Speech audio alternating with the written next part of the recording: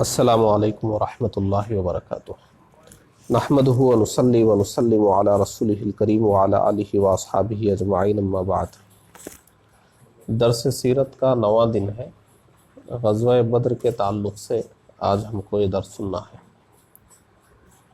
یہ اسلام کی سب سے پہلی باضابطہ جنگ ہے اور بہت بڑی جنگ ہے۔ اس کو قرآن مجید میں بھی اللہ تبارک و تعالیٰ نے بہت اہتمام سے بیان فرمایا ہے۔ حدیث کی کتابوں میں بھی اس کی تفصیلات محدثین کرام نے بہت اہتمام سے لکھی ہیں، کیونکہ یہ جنگ ہے ہی اتنی اہم۔ قرآن مجید میں اس غزوے کے بارے میں جو باتیں بیان کی گئی ہیں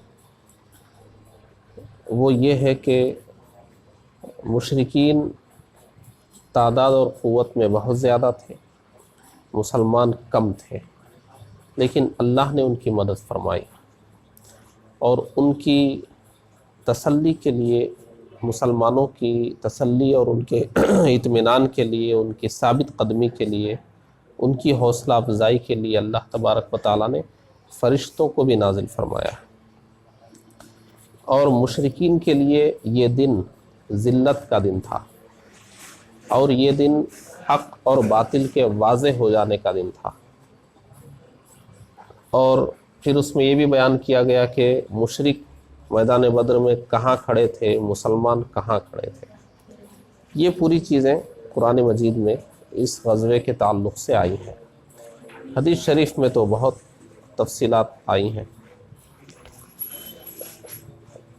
سب سے پہلے آپ یہ جان لیجئے، یہ غزوہ ایک فیصلہ کن غزوہ ہے۔ یہاں سے اس غزوے سے پہلے، یعنی اس جنگ سے پہلے، پورے عرب کے خیالات مسلمانوں کے بارے میں کیا تھے، قریش کے بارے میں کیا تھے۔ پھر اس جنگ کے بعد خیالات میں کیا تبدیلی آئی، مسلمانوں کی حیثیت لوگوں کی نظروں میں کیسے بدلی اور مشرکین کی حیثیت کیسے بدلی۔ یہاں سے خیالات کا، تصورات کا، نظریات کا ایک الگ سفر شروع ہوتا ہے۔ غزوہ بدر تک پورا عرب کیا سمجھ رہا تھا کہ مسلمان بہت زیادہ توجہ دینے کے قابل نہیں ہے، وہ ہیں تھوڑے، اب معلوم نہیں یہ لوگ آگے بڑھ سکیں گے نہیں بڑھ سکیں گے، ان کا مسئلہ اتنا بڑا نہیں ہے۔ پھر ان کو مکہ میں 13 سال ان کو ستانے کے بعد مکہ سے نکال دیا گیا، اب وہ آ کے مدینے میں رہ رہے ہیں۔ تو عرب کے لوگ ہلکے میں لے رہے تھے مسلمانوں کو۔ مشرکین مکہ کو ایک ضد تھی، وہ ایسا نہیں کہ مسلمانوں سے ان کو بہت زیادہ کوئی کہ یہ بہت بڑی طاقت بنیں گے، ایسا کوئی بہت بڑا تصور ان کا نہیں۔ ان کی ایک ضد تھی کہ ہمارے باپ دادا کے دین کو غلط کہہ کر ہمارا مذہب چھوڑ کر گئے ہیں۔ ایک ضد تھی ان کی، ہمارے باپ دادا کے دین کو غلط بولتے ہیں، ہم کو غلط بولتے ہیں، ہمارے ساتھ تھے اب الگ ہو گئے ہیں، تو کتنے دن ہوں گے، ہم ستائیں گے، ڈرائیں گے، ماریں گے اور ان کو واپس اپنے مذہب میں لائیں گے۔ ایک ان کی ضد تھی اور غرور تھا۔ تو خود مشرکین مکہ بھی مسلمانوں کو کسی قابل نہیں سمجھ رہے تھے، اور پورا عرب بھی ان کو خاطر میں نہیں لا رہا تھا۔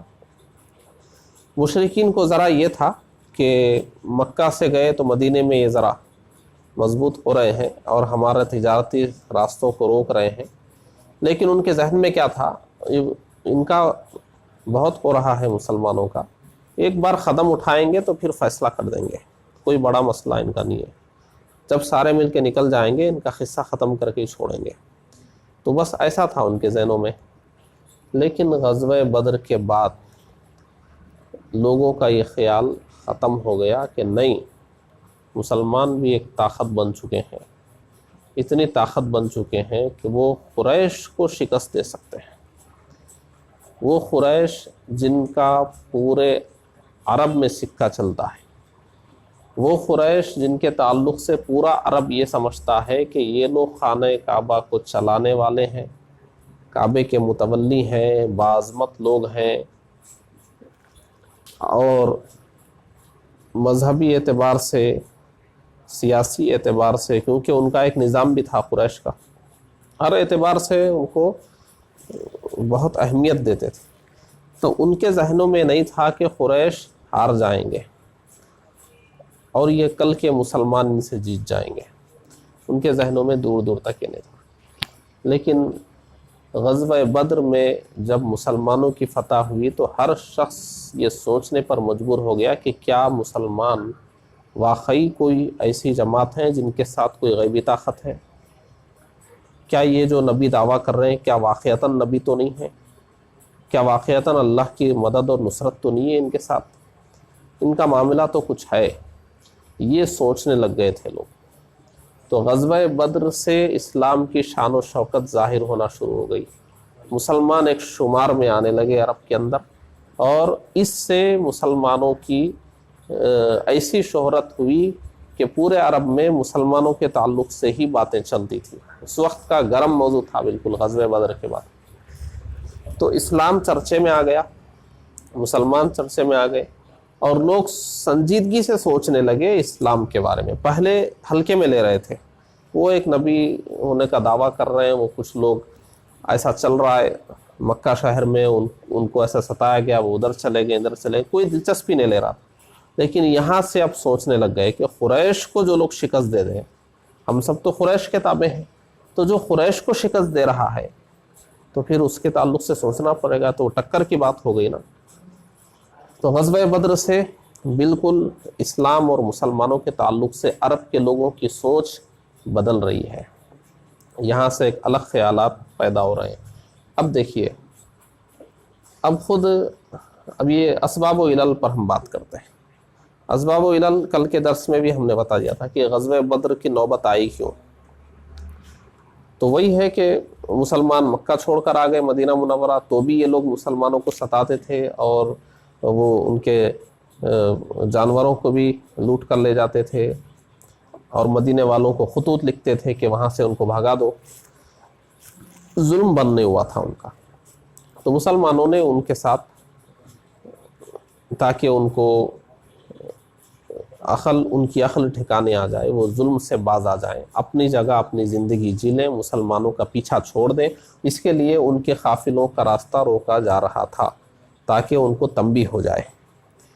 تو اس کے نتیجے میں کیا ہوا، جب ان لوگوں نے سوچا کہ یہ سدھرے تو نہیں، یہ لوگ مشرکین سدھرے نہیں، یہ لوگ اپنی اصلاح نہیں کی، انہوں نے سوچا کہ ہمارا راستہ یہ لوگ خطرے میں ڈال چکے ہیں تجارت کا، تو ہم کیا کریں گے، ان کا صفایا کر کے چھوڑیں گے۔ اب یہ سب چل ہی رہا تھا، آخر میں موقع اور ہیلا بہانہ ان کے لیے کیا بن گیا، جو انہوں نے جو پورا ایک قافلہ بھیجا تھا، مکے کے ہر امیر شخص نے اس میں پیسہ لگایا تھا، بلکہ جس کے پاس تھوڑا بہت بھی اس نے بھی لگایا تھا کہ زیادہ سے زیادہ فائدہ ہو اور اس سے مسلمانوں سے جنگ کی جائے، مسلمانوں کو۔ اب اس قافلے کا راستہ روکنے کی کوشش کی گئی، وہ بچ کے نکل گیا، جب واپس آ رہا تھا تو پھر کوشش کی گئی روکنے کی، مگر وہ پھر بچ کر نکل گیا۔ تو جب وہ پھنس رہا تھا قافلہ، تو اس قافلے کے سپہ سالار ابو سفیان تھے، انہوں نے ایک آدمی کو بھیج دیا تھا، تمہارا قافلہ روک لیا جا رہا ہے، بچانے کے لیے آؤ۔ تو ان لوگوں نے سوچ لیا تھا کہ نہیں، اب تو بہت ہو گیا، اب تو جانا ہے اور قصہ ہی ختم کرنا ہے۔ 1300 نکلے تھے یہاں سے، پھر وہ قافلہ بچ کے نکلنے میں کامیاب ہو گیا، تو 300 واپس ہو گئے تھے، 1000 تھے۔ تو یہاں ان لوگوں نے یہ فیصلہ کر لیا کہ اگرچہ ہمارا قافلہ بچ گیا، لیکن پھر بھی ہم مدینہ جائیں گے، مسلمانوں کو نیست و نابود کر دیں گے۔ اب یہ جو حضور اور صحابہ کرام قافلے کا راستہ روکنے کے لیے نکلے تھے، اب یہاں اطلاع آ گئی کہ وہاں یہ قافلہ تو خیر بچ کر نکل گیا، لیکن 1000 کا لشکر آ رہا ہے مدینہ منورہ پر حملہ کرنے کے لیے۔ اور یہ لشکر کا حال کیا تھا آپ جانتے ہیں، روزانہ 10 اونٹ ذبح کر کے کھا رہے تھے لوگ، شراب پی رہے تھے، ناچنے گانے والیاں تھیں، اور وہ لوگ اپنی شان و شوکت کا مظاہرہ کرتے ہوئے جا رہے تھے۔ اور ابو جہل کا کہنا تھا اگرچہ ہمارا قافلہ بچ گیا مگر ہم کون ہیں یہ دکھا کے چھوڑیں گے عرب کو، چھوڑیں گے نہیں۔ ہم جائیں گے وہاں میدان بدر میں جا کر تھوڑا وقت گزار کے آئیں گے، لیکن جائیں گے، جنگ نہ بھی ہو لیکن ہم تو جائیں گے وہاں تک، مدینے کے قریب تک جائیں گے اور اپنی شان و شوکت دکھا کے آئیں گے۔ تو 1000 یہ لوگ تھے، ہتھیار سب کے پاس، کھانے کا سامان ساری چیزیں سب ہے، 1000 ہیں لوگ، کھاتے پیتے لوگ، فاقے نہیں کر رہے تھے، کھا پی رہے تھے، سفر میں بھی کھا پی رہے تھے، پورے سفر کی سہولیات تھی، سب کچھ تھا، 1000۔ اور ادھر مسلمانوں کا حال کیا تھا آپ تو جانتے ہیں، 313 تھے۔ اور وہ 313 ایسے نہیں تھے جو کھاتے پیتے دنوں سے گزر رہے تھے، فاقے کے دنوں سے گزر رہے تھے، کھانے پینے کا تو کوئی انتظام بنا ہی نہیں تھا ابھی مدینہ منورہ میں۔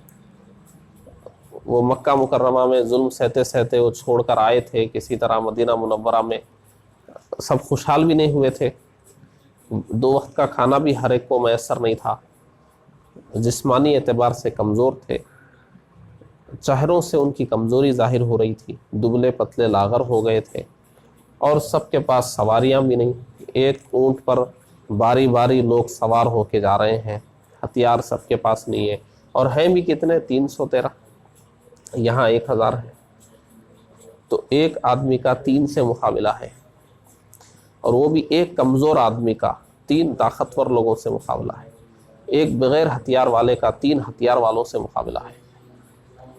معمولی جنگ نہیں ہے، یہ بہت بڑی جنگ ہے۔ تو آپ اندازہ کیجئے مسلمانوں کی تعداد بھی کتنی کم تھی، ان کی قوت بھی کتنی کم تھی۔ اب یہ جو میدان بدر ہے، میدان بدر مدینہ منورہ سے یہ تھوڑی دوری پر ہے، وہ ایک میدان ہے پہاڑیوں سے گھرا ہوا، اور پہلے زمانے سے ہی وہ مشہور ہے، بہت مشہور جگہ۔ یہ جتنے بھی قافلے مکہ مکرمہ سے شام جا رہے ہیں وہاں سے ہو کر گزرتے تھے، وہاں رہتے بھی تھے، پھر وہاں سالانہ میلہ بھی لگتا تھا، بازار وغیرہ جیسے آج کل ایگزیبیشن وغیرہ لگتے ہیں نا، وہ بڑا مشہور جگہ تھی، وہ میدان بہت مشہور تھا وہ۔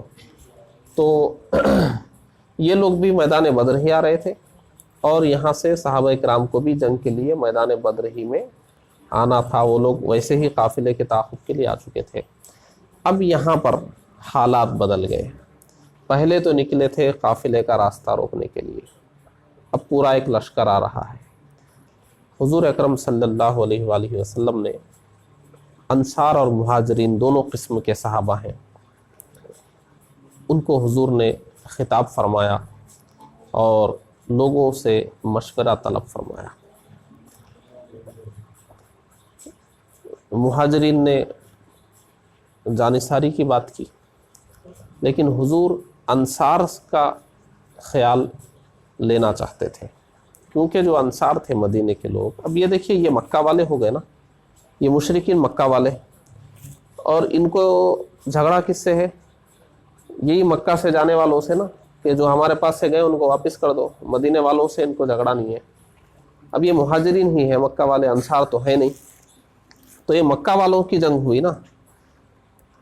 اور انصار جب مکہ مکرمہ میں جب انہوں نے اسلام قبول کیا تھا تو حضور سے انہوں نے کیا کہا تھا؟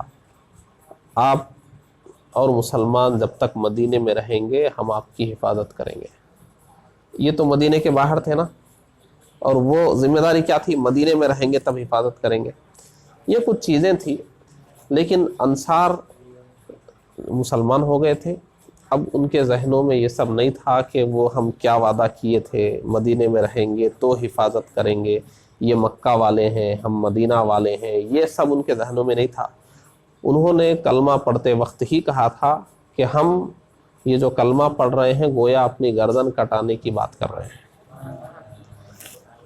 تو حضور یہاں خطاب فرما رہے ہیں، تو ایک انصاری صحابی جن کی حیثیت سردار کی ہے انصار میں، وہ کھڑے ہو کر کہتے ہیں کہ یا رسول اللہ صلی اللہ علیہ وسلم، ایسا معلوم ہو رہا ہے کہ آپ ہماری رائے جاننا چاہتے ہیں۔ تو انہوں نے کہا کہ یا رسول اللہ، آپ ہم کو سمندر میں بھی کودنے کے لیے کہیں گے تو ہم کود جائیں گے، آپ ہم کو جہاں لے جائیں گے لڑنے کے لیے ہم چلیں گے. کیونکہ انہوں نے کلمہ پڑھا ہی تھا تو یہی سوچ کر کہ اب ہم ساری زندگی اسلام اور مسلمانوں کی وفاداری کرنا ہے. تو وہ خود مسلمان ہو چکے تھے. ایک اور سردار انصار میں سے کھڑے ہوئے, انہوں نے بھی جانی ساری کی باتیں کی. انہوں نے کہا کہ یا رسول اللہ, ہم موسیٰ علیہ السلام کی قوم نہیں ہیں. انہوں نے کہا تھا کہ آپ اور آپ کا پروردگار جا کر لڑو, ہم یہاں بیٹھ کے دیکھیں گے. نہیں, ہم آپ کے ساتھ آئیں گے, آپ جہاں لے جائیں گے آئیں گے اور آپ کے دشمنوں سے لڑیں گے. یہ دو سردار قسم کے انصاری صحابہ نے بیان دیا. مہاجرین کا بیان ہو گیا, انصار کا بیان ہو گیا, اور اتفاق رائے سے یہ ہو گیا کہ میدان بدر میں جنگ لڑی جائے گی. اب جو میدان بدر تھا اس کے دو حصے ہیں, ایک اونچا حصہ ہے, ایک ذرا نیچا حصہ ہے. تو اونچائی سے ایسے نیچے کی طرف وہ آ رہا ہے پورا علاقہ. یہ جو نیچے کا علاقہ تھا وہاں یہ کفار اور مشرکین آ کر ٹھہر گئے, اور یہ جو اونچا علاقہ تھا یہاں پر حضور اور صحابہ کرام نے قیام فرمایا. اب کیا ہوا دیکھیے, بعض صحابہ کرام نے پہلے حضور نے ایک جگہ پڑاؤ کیا تھا, اس کو تھوڑا سا بورڈ پہ سمجھنا ہو تھوڑا سمجھ لیجئے. جیسے یہ مان لیجئے یہ پورا یہ بدر کا میدان مانیے, یہ اونچی جگہ مان لیجئے, یہ نیچے کی جگہ مان لیجئے. مشرکین آ کر یہاں ٹھہرے ہوئے ہیں, یہ مسلمان ہیں یہاں پر, اور ان کے پاس یہ جو پانی کے کنویں ہیں اس کا پانی ادھر ہی سے جا رہا ہے. تو ایک صحابی رسول نے عرض کیا کہ ہمیں ان چشموں کا پانی روک دینا چاہیے, ادھر پانی ہی نہ جائے. تو یہ چشموں کا پانی روک دیا گیا, پانی روک دیا گیا چشموں کا. دیکھیے اب ادھر ان کے پاس پانی کا مسئلہ ہو گیا. 1000 آدمی ہے نا, پانی تو چاہیے نا, اونٹ کھائیں گے تو کاٹ کے پانی کیا پئیں گے, پانی کا مسئلہ ہے, پانی کی ناکہ بندی ہو گئی. اچھا, اس کے بعد کیا ہوا, رات میں بارش ہو گئی. اب دیکھیے مسلمان دیکھ رہے ہیں کہ ہم 313 ہیں اور یہ 1000 ہے.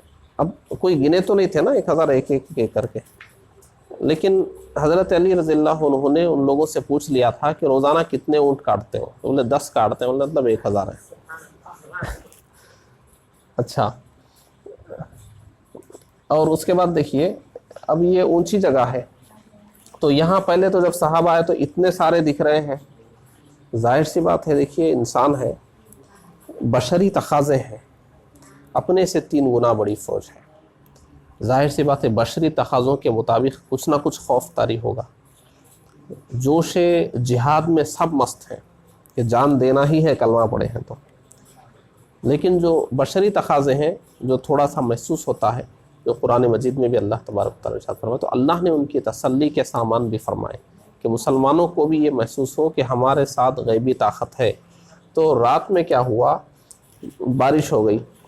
تو یہاں جہاں مسلمان آ کر کھڑے تھے یہاں ذرا ریت میں پاؤں دھس رہے تھے, چلنا مشکل ہو رہا تھا, پاؤں دھس جا رہے ہیں, نکالو پھر اٹھا کے پیر ڈالو, جانوروں کے پیر دھس رہے ہیں. تو وہ ریت میں جیسے ہی بارش ہوئی وہ ریت بیٹھ گئی, تو زمین ذرا پختہ ہو گئے, پاؤں پھنسنا بند ہو گئے, تو چلنا پھرنا آسان ہو گیا نا. اب یہ تھا اونچا علاقہ, ادھر تو ریت دب گئی, پانی بہہ کے ادھر آ گیا, ادھر پورا کیچڑ کیچڑ ہو گیا, چلنا مشکل ہو گیا. تو ادھر مسلمانوں کے لیے زمین پختہ ہو گئی, ادھر ان کے لیے ذرا کیچڑ کیچڑ ہو گیا, چلنا پھرنا ہی مشکل ہو گیا. پانی کا مسئلہ ان کے لیے ہو گیا. اور اس کے بعد ادھر حضور کے لیے ایک خیمہ نصب کیا گیا ہے, اور آج اس مقام پر مسجد بھی بنی ہوئی ہے, اور حضور دعائیں فرما رہے ہیں. اور حضور ایک ایسی دعا فرما رہے ہیں کہ اللہ یہ اگر ختم ہو گئے, آج اگر یہ سب شہید ہو گئے تو پھر قیامت تک تیری عبادت کرنے والا کوئی نہیں رہے گا, ان کی مدد فرما. حضور دعائیں فرما رہے ہیں. اور اس کے بعد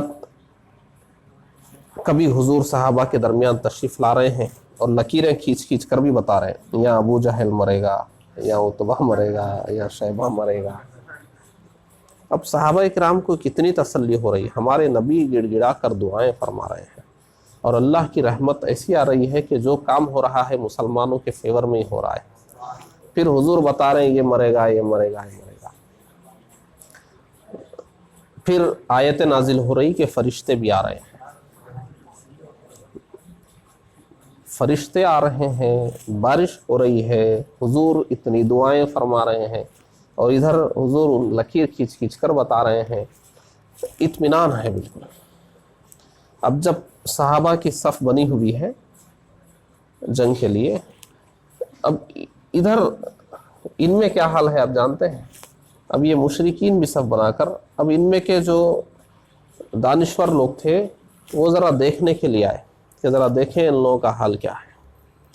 آ کر انہوں نے دیکھا کہ ان کو کوئی ڈر نہیں ہے، یہ لوگ ایسا کھڑے ہیں جیسے کوئی بات ہی نہیں ہے، 1000 ہیں ہم لوگ، اور یہ لوگ ایسا اطمینان سے کھڑے ہوئے ہیں۔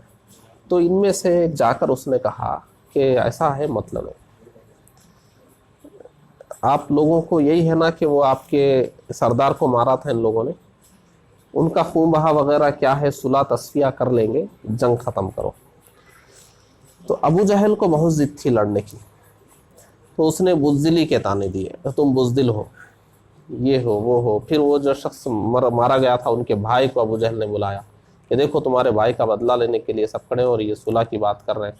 تو انہوں نے بھی پھر دعائی دینا شروع کر دی بھائی کا نام لے کر، کون تمہارے خون کا بدلہ لے گا، تمہارا خون ضائع ہو رہا ہے، کیا ہے کیا، بھڑک گئے سب لوگ۔ پھر بہرحال تو معلوم ہے وجہ کیا تھی اس کی وجہ ہمارے علماء اسلام فرماتے ہیں، یہ جتنے مسلمان 313 تھے ان میں اختلاف نہیں تھا، سب متفق تھے لڑنا ہے، مارنا ہے یا مرنا ہے مگر لڑنا ہے۔ ان میں آپس میں محبت تھی، سب کے دل ایک دوسرے سے لگے ہوئے تھے، ان میں کوئی ٹوٹ پھوٹ، اختلاف، انتشار نہیں تھا، سب نبی کے اشارے پر اپنی جان قربان کرنے کے لیے تیار تھے۔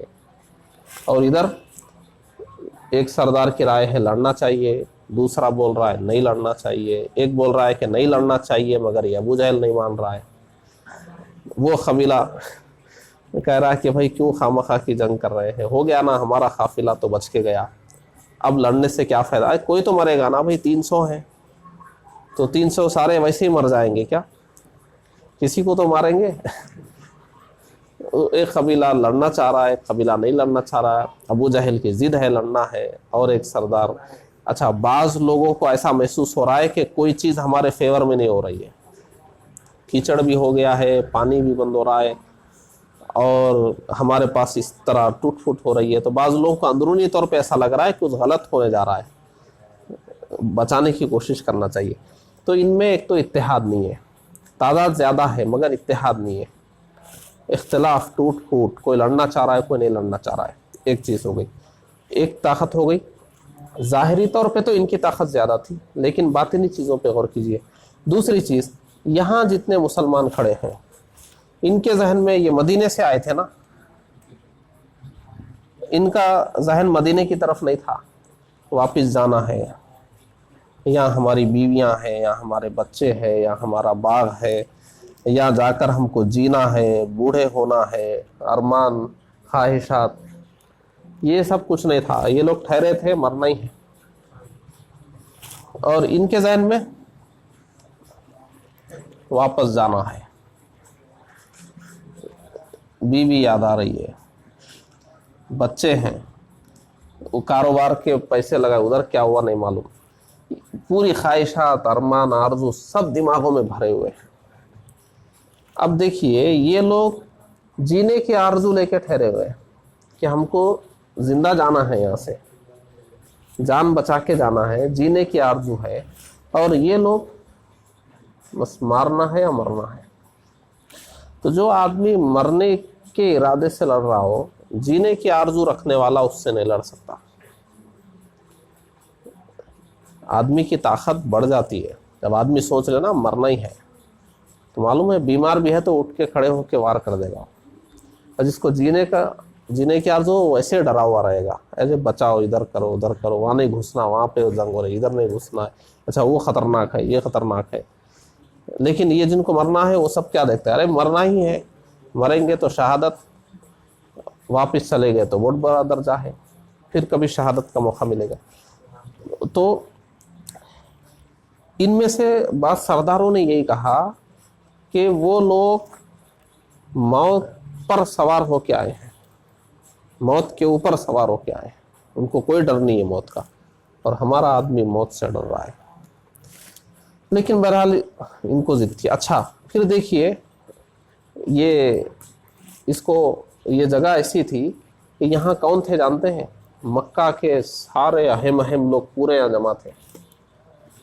مکہ میں کون بچ گئے تھے؟ وہ قافلے کے ساتھ ابو سفیان گئے تھے، وہی تھے.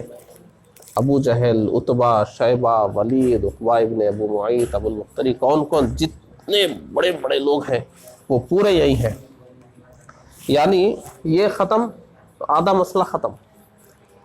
ایک آدمی ایسا ہے اس میں، اس کے کمی سے بہت بڑا فرق پڑے گا. ہر کوئی اس میں پلانر ہے، منصوبہ بنانے والا، خطوط طے کرنے والا، اپنی اپنی جگہ ایک دانشور ہے. وہ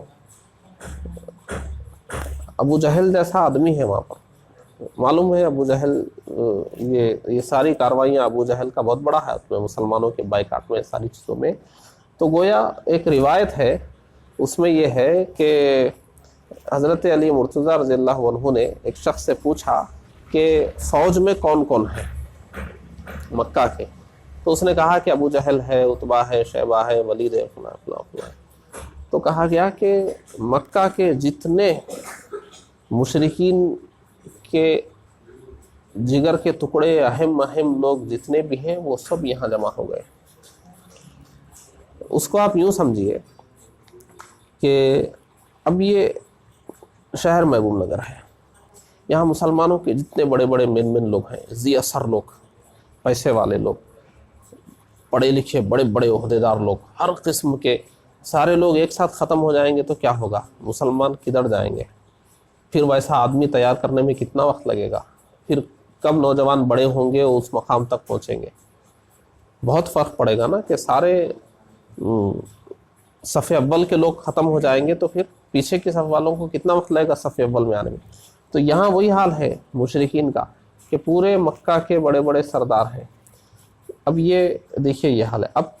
اب ان کا دیکھیے مشرکین کا خیال کیا ہے، ذرا وہ بھی دیکھ لیجیے. مشرکین ان کو دیکھ کر کیا سوچ رہے ہیں کہ یہ لوگ تو بھوکے پیاسے، ویسے ہی دبلے ہو گئے ہیں، چہروں سے کمزوری ظاہر ہو رہی ہے، ہتھیار سب کے پاس نہیں ہے، ان سے لڑنا کیا؟ یہ اونٹوں کی رسیاں وغیرہ جو بھی ہیں وہ کھولو، ان کو ایسے ہی باندھ لیں گے. یہ لوگ اب کیا لڑ سکیں گے؟ ان کو گرفتار کر لیا جائے، باندھ لیا جائے. لیکن جب جنگ کا آغاز ہوا تو ادھر سے 3 مشرک آئے سامنے. اور اب وہ جب جنگیں ایسی ہوتی تھی کہ پہلے کچھ بہادر آتے تھے، ادھر سے ایک بہادر، ادھر سے ایک بہادر، 2 بہادر آئے، پھر ایک بہادر آیا، پھر ایک ایسا شروع میں تھوڑا سا ایسا چلتا تھا. اس کے بعد سب بھیڑتے تھے. تو پہلے ایسا ہوتا تھا، ادھر کا بہادر، ادھر کا بہادر. ادھر سے 3 آئے، 3 مشرک آئے اور انہوں نے کہا کہ ہمارے مقابلے کے لیے کون ہے، آؤ. تو پہلے 3 انصاری صاحب آ گئے. تو انہوں نے کہا کہ یہ ہماری ٹکر کے نہیں ہے، یہ کسانوں کو ہٹاؤ. وہ حقارت سے وہ لوگ دیکھتے تھے، چونکہ جو مدینے کے لوگ تھے وہ کھیتی باڑی کرتے تھے. تو لوگوں نے نہیں، ہمارے ٹکر کے لوگوں کو بھیجو. تو پھر حضرت امیر حمزہ رضی اللہ عنہ، حضرت علی مرتضیٰ رضی اللہ عنہ، حضرت عبیدہ رضی اللہ عنہ، ان لوگوں کو بھیجا گیا. ہاں اب برابر ہے. بہرحال نتیجہ کیا ہوا؟ تینوں واصل جہنم ہو گئے، تینوں کے تینوں. مسلمانوں میں ایک زخمی ہوئے، لیکن وہ تینوں کے تینوں تو واصل جہنم ہو گئے. بہرحال جنگ شروع ہوئی. جنگ شروع ہوئی تو معلوم ہے یہ پہلا موقع تھا. 13 سال سے ظلم سہتے ہوئے آ رہے تھے مسلمان. پہلی جنگ تھی. تائید الہی اس طرح تھی، غیبی امداد اس طرح تھی، فرشتوں کی جماعت آئی ہوئی تھی. ایسی جنگ ہوئی، تفصیل تو بتانے کے وقت لمبا ہو جائے گا، کہ جنگ کا نقشہ یہ ہو گیا کہ وہ لوگ جو کہہ رہے تھے کہ رسیوں سے باندھ لیں گے، ان کو ہم ایسا کر لیں گے ویسا کر لیں گے، 70 ان کے جو بڑے بڑے لوگ تھے وہ سب مارے گئے. ابو جہل مارا گیا، سب سے بڑا ان کا سردار. اس کے بعد سب بھاگنا شروع ہو گئے، ایک افراتفری مچ گئی ان کے اندر۔ وہ لوگ دیکھ رہے تھے کہ ہر طرف تو ہمارے جتنے بڑے بڑے قائد قسم کے لوگ ہیں، وہ اس کی لاش پڑی ہوئی ہے، اس کی لاش پڑی ہوئی ہے۔ حضور نے فرما دیا تھا نا، یہاں اس کی لاش، یہاں اس کی لاش۔ وہ لاشیں دیکھ دیکھ کے وہ لوگ بدک رہے تھے، ارے ابو جہل بھی مر گیا، فلاں بھی مر گیا، اب رہا کون پھر؟ تو بہرحال ہم کو بھاگ جانے میں ہی عافیت ہے، تو بھاگنا شروع ہو گئے۔ ان میں سے 70 کو پکڑ بھی لیا گیا، 70 تو واصل جہنم ہو گئے، مر گئے، 70 کو گرفتار کر لیا گیا، باقی سب بھاگ گئے۔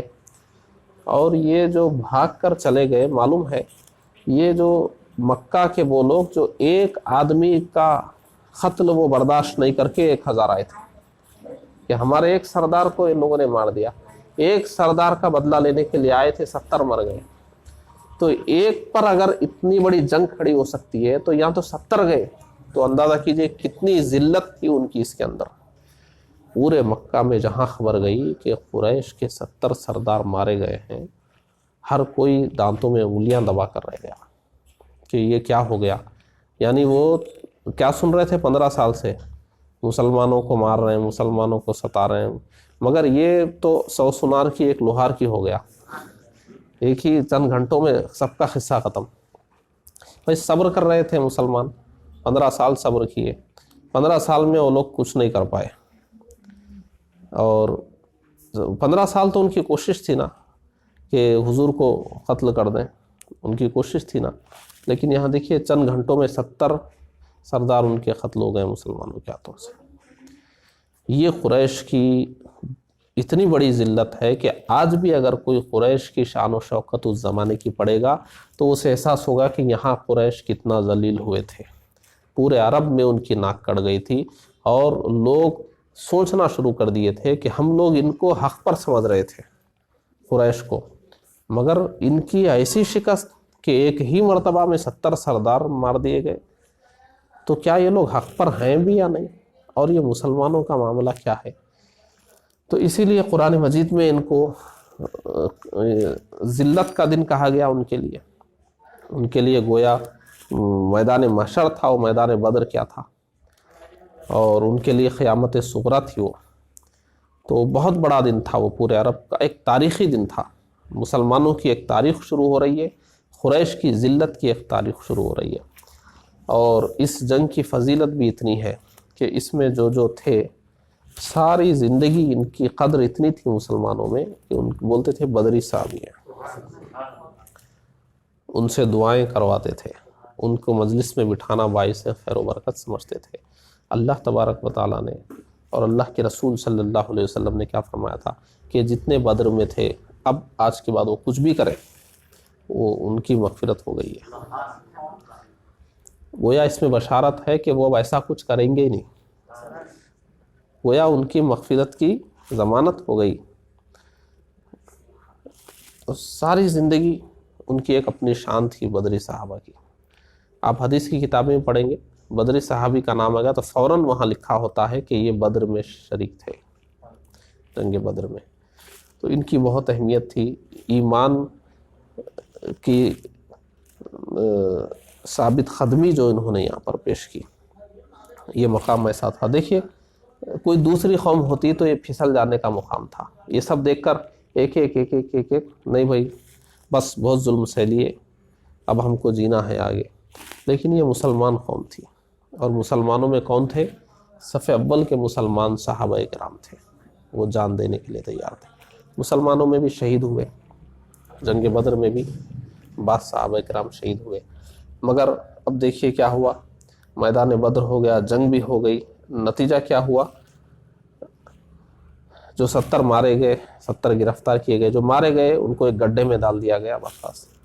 اور حضور نے ان سے خطاب بھی فرمایا، ابو جہل وغیرہ سب کی لاشوں کو ایک گڈھے میں، اب 70 کو الگ الگ کہاں دفنائیں گے، ایک ہی گڈھے میں ڈال دیا گیا۔ اور حضور نے ان کے پاس آ کر کھڑے ہو کر خطاب کیا کہ اے فلاں، اللہ نے جو وعدہ کیا تھا، میں نے جو کہا تھا، وہ سچ ہوا یا نہیں ہوا؟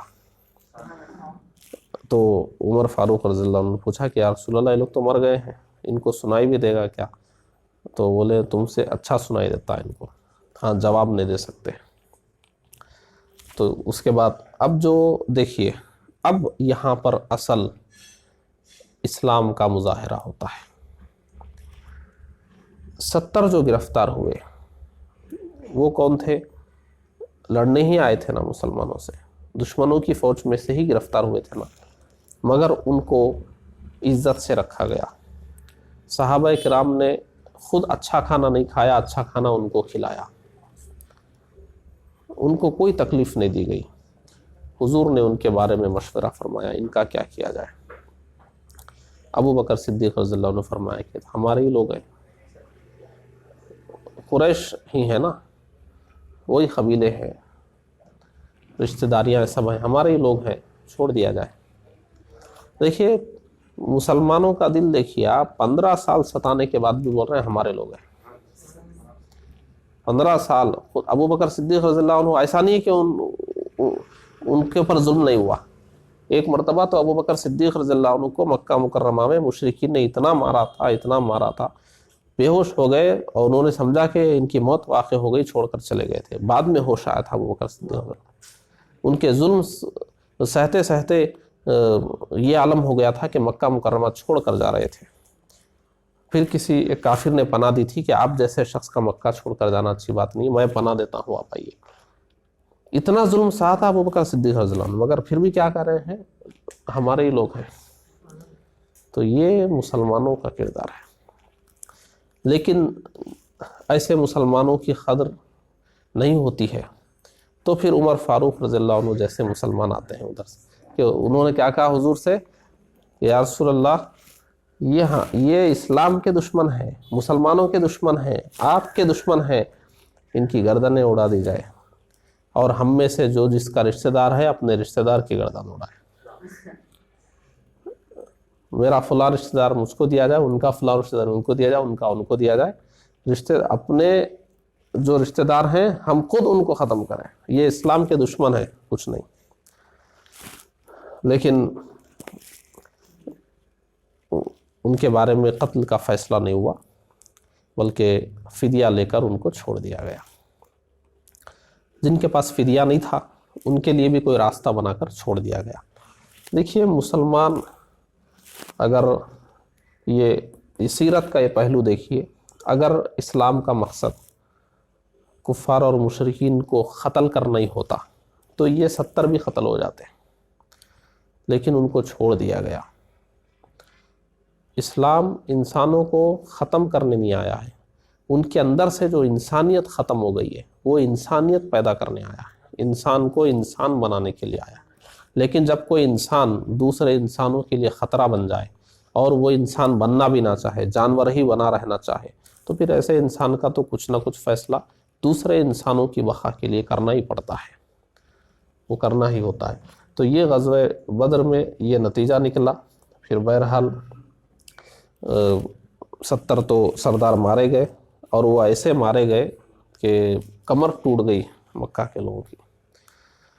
اور معلوم ہے اس کے بعد بھی اتنا غرور تھا ان لوگوں کو کہ مکہ میں ان لوگوں نے کیا ٹھان لیا تھا، نہیں ہم کو رونا نہیں ہے، ہم اب بھی مضبوط بنے رہنا ہے۔ اعلان کر دیا گیا تھا کوئی ماتم نہیں کرے گا، ہم بدلہ لیں گے، رونا ہونا نہیں ہے۔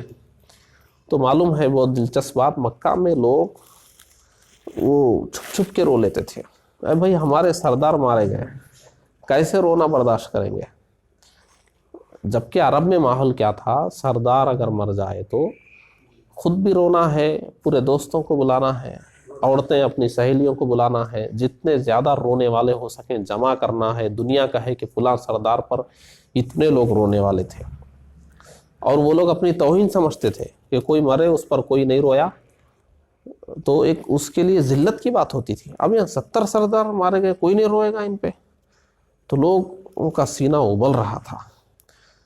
تو ایک واقعہ ہے کہ کوئی رو رہا تھا تو فوراً لوگ کیا اجازت مل گئی کیا بدر کے مقتولین پہ رونے کی؟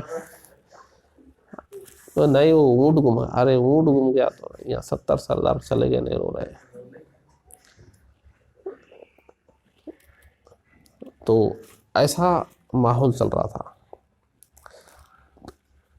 اب دیکھیے غزوہ بدر مسلمانوں کے لیے وہ اتنا بہترین دن ہے کہ مسلمانوں کا ایمان تو مضبوط ہو ہی گیا تائید غیبی کو دیکھ کر، نصرت الہی کو دیکھ کر۔ پورے عرب کو بھی سمجھ میں آیا کہ نہیں، مسلمانوں کو آج تک جو ہم ہلکے میں لیتے آئے ہیں یہ ہلکے میں لینے والی قوم نہیں ہے، یہ جو بول رہے ہیں اس کو سننا چاہیے، ان کی باتوں پر غور کرنا چاہیے۔ یہ لوگ چونکہ قریش کو شکست دے دی ہے، قریش کو انہوں نے شکست دی ہے، تو ایک بہت بڑا کارنامہ تھا یہ عرب میں۔ اور یہاں سے پھر اچھا ایسا نہیں کہ اب یہ یہاں مکہ والے سدھر گئے، وہ سدھرے نہیں، آگے پھر ایک جنگ کا انہوں نے ماحول بنایا، پھر ایک جنگ کا ماحول بنایا، اور پھر وہ پورا عرب پھر کر دیکھیے آگے سیرت میں بتاؤں گا پھر انہوں نے کیا کیا کیا۔ لیکن آج کے لیے یہ غزوہ بدر کے نتیجے میں یہ بات سب سے بہترین ہے کہ قرآن مجید میں اس غزوے کو یوم الفرقان کہا گیا، اس دن کو کہ حق اور باطل میں فرق ہو گیا، اور ان لوگوں کے لیے گویا محشر کا دن تھا، قیامت صغریٰ تھی ان کے لیے، گویا ان کی ہلاکت کا دن تھا، ذلیل ہونے کا دن تھا مشرکین کا، اور مسلمانوں کا سینہ ٹھنڈا ہونے کا دن تھا، اور انہوں نے جو 15 سال سے ظلم کیا تھا ان کے سینوں پہ سانپ لوٹنے کے دن آ گئے تھے۔ تو یہ صبر کا انجام ہے، ظالمین کا انجام ایسا ہی ہوتا ہے، چاہے دیر سویر ظالموں کا انجام یہی ہونا ہے۔ لیکن آخری ایک بات کہتا ہوں، ابو جہل کو جو ہمارے نبی نے اس امت کا فرعون کا، جب اس کی لاش پڑی ہوئی تھی تو یہ اس امت کا فرعون ہے۔ جب تھوڑی سی جان باقی تھی ابو جہل میں، ابھی مرا نہیں تھا، تھوڑی جان باقی تھی، تو عبداللہ ابن مسعود رضی اللہ عنہ جا کر سینے پر چڑھ گئے تھے۔ اس نے کہا تھا کہ کس کے سینے پر چڑھے ہو؟ چرواہے ہو تم، سردار مکہ کے سینے پہ بیٹھے ہوئے ہو۔ اس نے کہا کہ کیا ہوا؟ تو انہوں نے کہا کہ تم لوگوں کی شکست ہو گئی۔ تو بعض کتابوں میں یہاں تک لکھا ہوا ہے کہ انہوں نے کہا کہ اب تمہاری گردن کاٹنے والا ہوں میں۔ تو اس نے یہاں تک کہا کہ ذرا نیچے سے کاٹو، کہ جب کٹے ہوئے سر رکھے جائیں گے تو اس کا سر اونچا معلوم ہو۔ اور مرتے مرتے بھی وہ اسلام دشمنی کے الفاظ بول کرنا۔ اب دیکھیے اس امت کا فرعون ہے نا، تو موسیٰ علیہ السلام کی امت کے فرعون سے زیادہ ہی گھٹیا درجہ ہوگا اس کا۔ ارے بھائی، موسیٰ علیہ السلام سے بڑا درجہ ہمارے نبی کا ہے، موسیٰ علیہ السلام کی امت سے زیادہ امت محمدیہ کا درجہ ہے، تو ادھر کا فرعون جو ہوگا وہ جتنا کم درجے کا ہوگا اس سے کم درجہ ادھر کے فرعون کا ہوگا، یعنی ادھر جتنا بڑا ملعون ہوگا اس سے بڑا ملعون ادھر ہوگا، ادھر جس کے پاس مرتبہ ہے اس سے بڑا مرتبہ ادھر والے کے پاس ہے، اور ادھر جو ملعون ہے اس سے بڑا ملعون ادھر ہے۔ تو وہ فرعون ڈوبتے وقت تو کہا تھا کم از کم آمنت برب موسیٰ و ہارون، کہ میں موسیٰ اور ہارون کے رب پر ایمان لایا، مگر یہ جو فرعون ہے اس فرعون سے بڑا فرعون ہے، مرتے مرتے بھی اسلام دشمنی کے الفاظ بول کر مرا۔ ایسا شخص واصل جہنم ہو گیا غزوہ بدر میں۔ تو یہ ایک خوشی کے لمحات ہیں، اور مدینہ منورہ میں خوشی کی لہر دوڑ گئی۔ نکلے تھے وہ ایک قافلے کا راستہ روکنے کے لیے، لیکن ان سب کی موت یہاں کھینچ کر لا رہی تھی، یہاں لکھی ہوئی تھی، اور اس طرح ان کا انجام بد ہونا تھا۔ تو یہ بہت بڑا خوشی کا موقع تھا مسلمانوں کے لیے۔ انشاءاللہ آگے کا کل بیان کریں گے۔ السلام علیکم۔